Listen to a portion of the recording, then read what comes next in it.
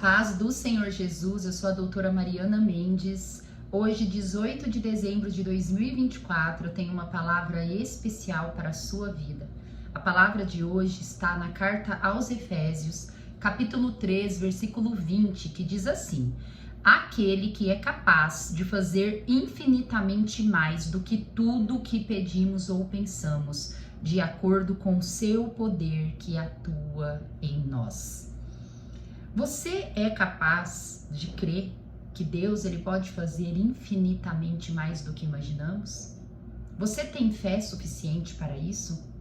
A palavra do Senhor no livro do profeta Isaías diz que os pensamentos do Senhor a nosso respeito são maiores do que o nosso, que os caminhos são melhores do que o nosso. Olha como esse Deus, ele é maravilhoso, gracioso e misericordioso. Irmãos, o Senhor, ele é todo poder. Ele é o poder na forma de uma pessoa, de um ser, dizemos assim. É como se fosse uma fogueira. A fogueira, ela não precisa queimar para ser fogo, para ter calor.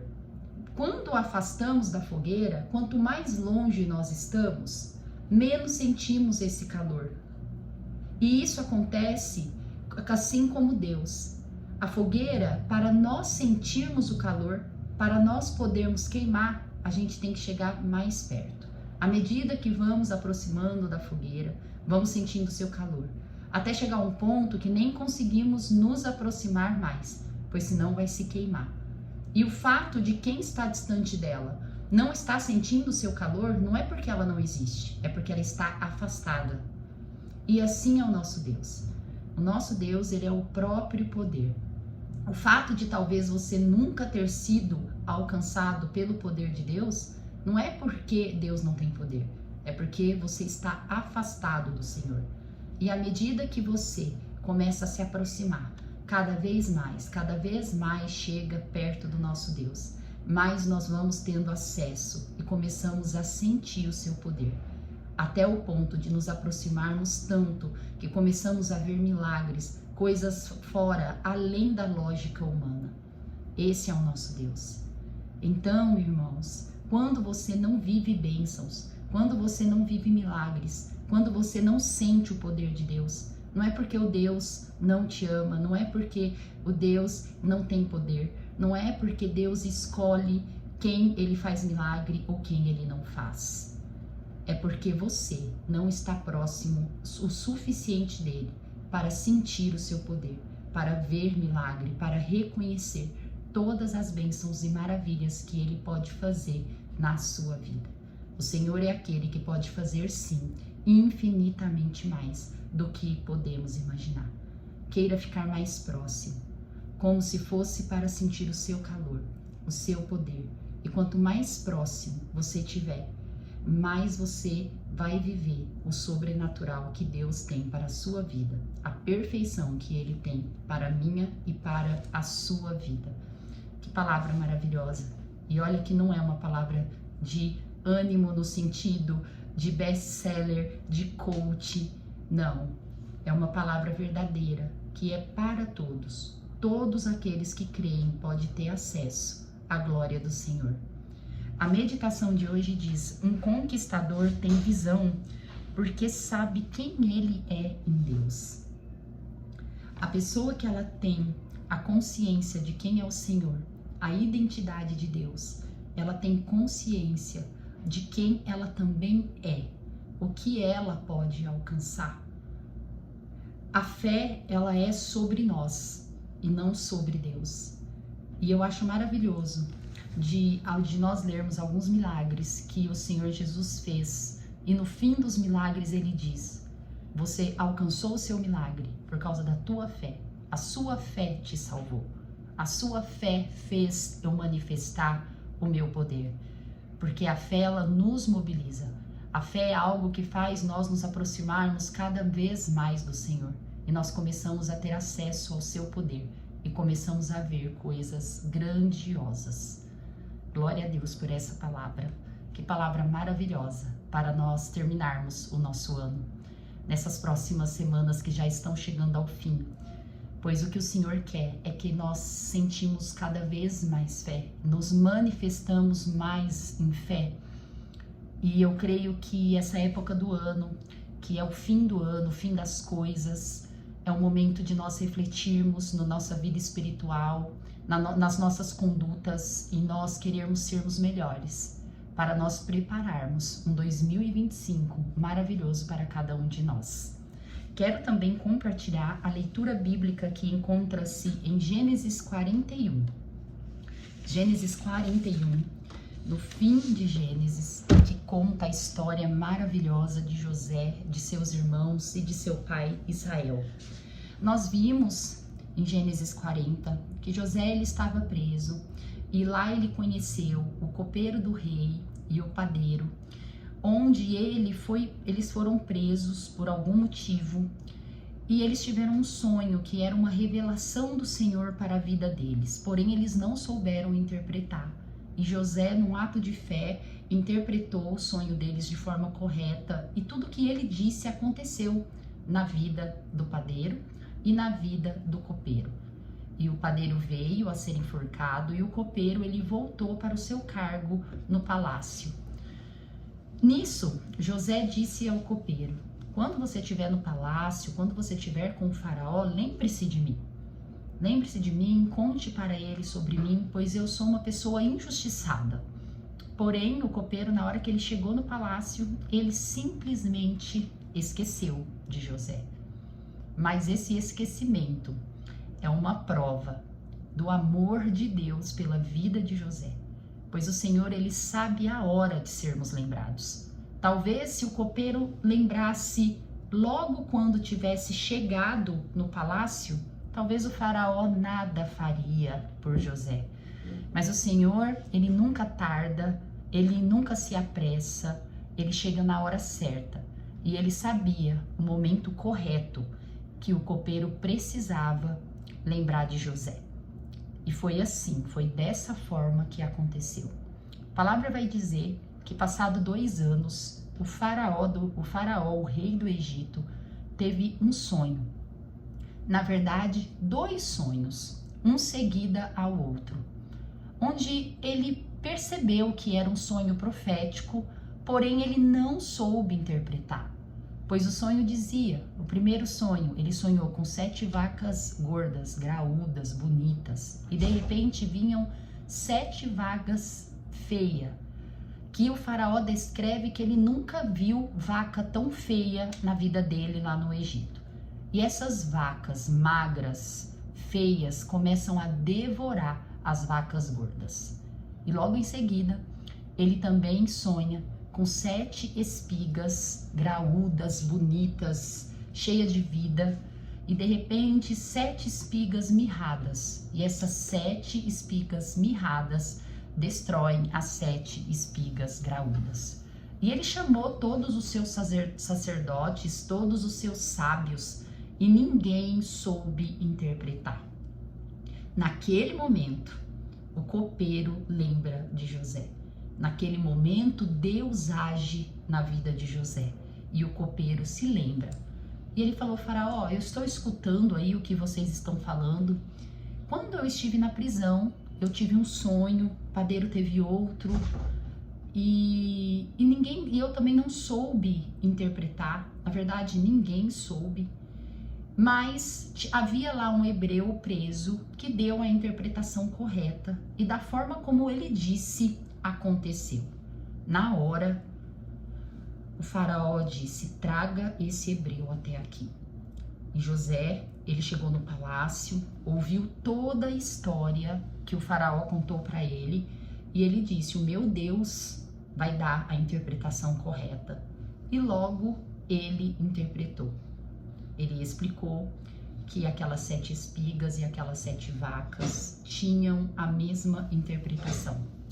As 7 espigas graúdas e as 7 vacas gordas se tratavam de 7 anos de fartura no Egito, e que aquelas 7 espigas mirradas e as 7 vacas mirradas se tratava de 7 anos de fome, numa fome no mundo que atingiria o mundo inteiro. e que nunca ninguém teria visto. E o faraó ficou muito preocupado na hora que ele ouviu, e ele disse: mas o que eu farei? E o Senhor, ele é completo, ele é perfeito. As obras do Senhor não acontecem pela metade, não acontece de uma forma que gera confusão. Ela é perfeita do início ao fim, pois além de Deus dar a José a interpretação correta, ele também deu a estratégia para José. Ele deu como que eles sairiam desse problema. E foi na hora que José disse para Faraó: eu sei como sair desse problema. Contrate uma pessoa de confiança, capaz, que nesses próximos anos que estamos em fartura, começa a reter todos os grãos, todos os alimentos, a maior capacidade possível, a juntar, acumular, pois na hora que vir esses 7 anos de fome, o Egito ele tem bastante alimento, onde vai poder dividir entre todos aqueles que precisam. E Faraó fica encantado com a ideia. Faraó diz: nossa, essa ideia é muito boa. E ele diz: para quem será que eu vou dar este cargo? E é aí que acontece toda a bênção, todo o milagre, todo o reviravolta na vida de José. Pois Deus é aquele que até permite que o cristão caia, que os seus escolhidos caiam, tenha problema, tenha aflição, passe por dificuldade. Mas esse mesmo Deus que permite que os escolhidos dele passem por situação difícil, fique caído no fundo do poço, é o mesmo Deus que nos levanta, é o mesmo Deus que surge no momento mais crucial e nos dá direção, e nos dá oportunidade, e nos dá uma nova chance. E foi o Deus que levantou José. E eu quero compartilhar os versículos que estão em Gênesis 41, de 38 a 57, que diz assim: por isso Faraó lhe perguntou: será que vamos achar alguém como este homem em quem está o Espírito Divino? Disse, pois, o Faraó a José: uma vez que Deus lhe revelou todas essas coisas, não há ninguém tão criterioso e sábio como você. Você terá o comando de meu palácio e todo o meu povo se sujeitará às suas ordens. Somente em relação ao trono serei maior que você. E o Faraó prosseguiu: entrego a você agora o comando de toda a terra do Egito. Em seguida o Faraó tirou do dedo seu anel de selar e o colocou no dedo de José. Mandou vestir linho fino e colocou uma corrente de ouro em seu pescoço. Também o fez subir em sua segunda carruagem real, e à frente dos arautos iam gritando: abram caminho. Assim José foi colocado no comando de toda a terra do Egito. Disse ainda o Faraó a José: eu sou o Faraó, mas sem a sua palavra ninguém poderá levantar a mão nem o pé em todo o Egito. O Faraó deu a José o nome de Zafenate-Paneia e lhe deu por mulher a Asenate, filha de Potífera, sacerdote de On. Depois José foi inspecionar toda a terra do Egito. José tinha 30 anos de idade quando começou a servir ao Faraó, rei do Egito. Ele se ausentou da presença do Faraó e foi percorrer todo o Egito. Durante os 7 anos de fartura, a terra teve grande produção. José recolheu todo o excedente dos 7 anos de fartura no Egito e o armazenou nas cidades. Em cada cidade, ele armazenava o trigo colhido nas lavouras das redondezas. Assim José estocou muito trigo com a areia do mar. Tal era a quantidade que ele parou de anotar, porque ia além de toda a medida. Antes dos anos de fome, Asenate, filha de Potífera, sacerdote de On, deu a José 2 filhos. Ao primeiro José deu o nome de Manassés, dizendo: Deus me fez esquecer todo o meu sofrimento e toda a casa do meu pai. Ao segundo filho chamou Efraim, dizendo: Deus me fez prosperar na terra onde tenho sofrido. Assim chegaram ao fim os 7 anos de fartura no Egito e começaram 7 anos de fome, como José tinha predito. Houve fome em todas as terras, mas em todo o Egito havia alimento. Quando todo o Egito começou a sofrer com a fome, o povo clamou ao faraó por comida, e este respondeu a todos os egípcios: dirijam-se a José e façam o que ele disser. Quando a fome já se havia espalhado por toda a terra, José mandou abrir os locais de armazenamento e começou a vender trigo aos egípcios, pois a fome se agravava em todo o Egito. E toda a terra vinha gente ao Egito para comprar trigo de José, porquanto a fome se agravava em toda a parte. Que história maravilhosa! É por isso que nós entendemos que os humilhados serão exaltados, que o reino dos céus pertencem aos humilhados, aos pobres, aos necessitados, aos que têm o Deus como confiança. O reino dos céus pertence aos justos, aos que buscam justiça e que não fazem justiça com as próprias mãos, não fazem vingança. Esse Deus que nos levanta. Talvez você esteja no momento caído, talvez você esteja no momento que você está precisando de uma provisão, de um auxílio, e clama a Deus, pois o Deus é aquele que permite a gente passar por essas situações, permite passar por aflições, mas esse mesmo Deus nos levanta nas dificuldades. No livro de Lamentações, no capítulo 3, do versículo 55 a 57, o profeta Jeremias diz: clamei ao Senhor nas profundezas da cova. Senhor, não permita que não tenha alívio nos momentos do meu clamor. E ele diz que o Senhor, naquele momento, falou com ele e disse: não temas, eu sou contigo. Esse é o nosso Deus, que não importa onde estejamos, se é nas profundezas da cova, se é no abismo, pois Davi no Salmo 139 vai dizer: aonde esconderei o meu espírito de ti? Se eu faço a minha cama no céu, lá o Senhor estás. Mas se eu faço a minha cama no inferno, o Senhor vai lá também para me buscar. Então, se você está se sentindo no abismo, nas profundezas da cova, ou talvez no próprio inferno, clama, invoca ao Senhor, pois Ele te levantará. Pois não temas, pois o Senhor é contigo. Amo vocês em Cristo Jesus. Até amanhã.